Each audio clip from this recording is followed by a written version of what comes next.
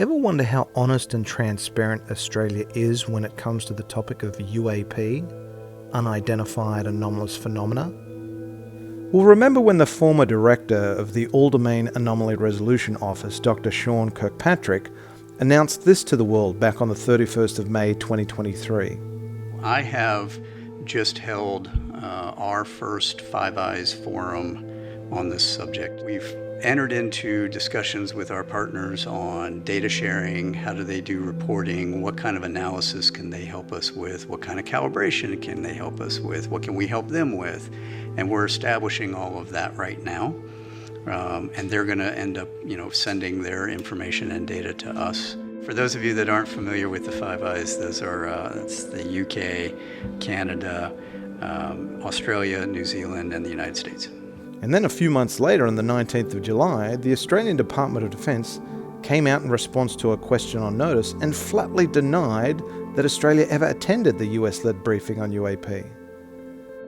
But less than 6 months thereafter, on the 15th of December, the Australian Department of Defence did a complete 180 backflip and admitted the defence representative based at the Australian Embassy in Washington, D.C. did in fact attend the briefing. But not only attend ARA's Five Eyes inaugural UAP Caucus Working Group briefing, but actively presented at it.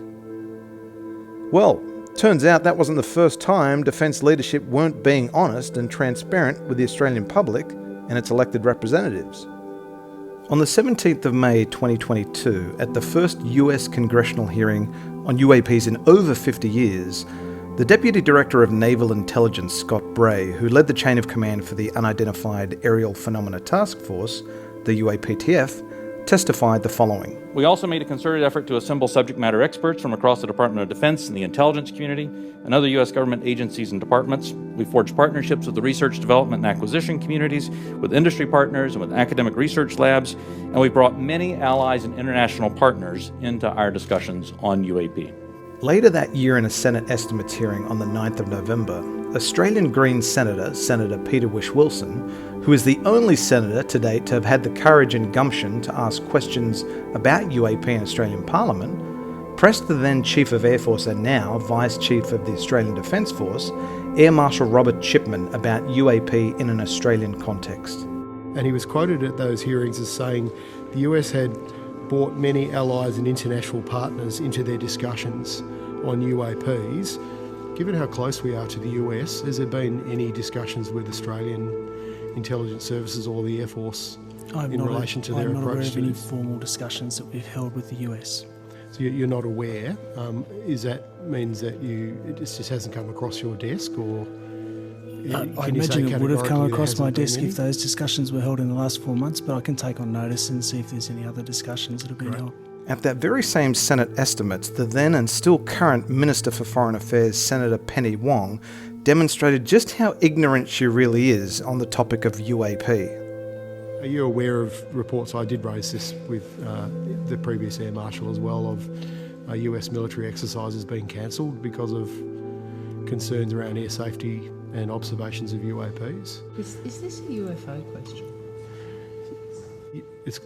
You could call them a UFO if you like, Senator Wong. Really? They're now technically just so I'm clear, unidentified aerial phenomena. What do you think? Do you think it's funny? Fast forward to the 15th of February 2023, where once again Senator Whish-Wilson would press the then Chief of Air Force, Air Marshal Robert Chipman, on whether there had been any discussions between Australia and the US on UAP. In terms of the UAP task force, has any, for example, defence attachés in Washington had any briefings in the last 12 months around the establishment of this task force, separate to the issues that we've seen? No, Senator. No briefings at all? No, Senator. Turns out that was categorically false as well. Because thanks to a FOIA request submitted by John Greenewald Jr. of the Black Vault in January 2022, newly released emails from the US Navy reveal high-level UAP coordination between the US and its Five Eyes allies, Australia, Canada, New Zealand, and the United Kingdom, dating all the way back to December 2021. With even a classified briefing scheduled for the 15th of December 2021, which Australia provided its acceptance to attend.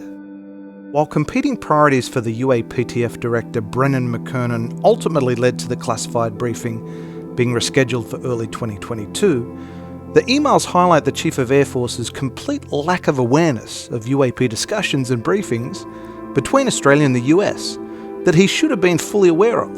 And why?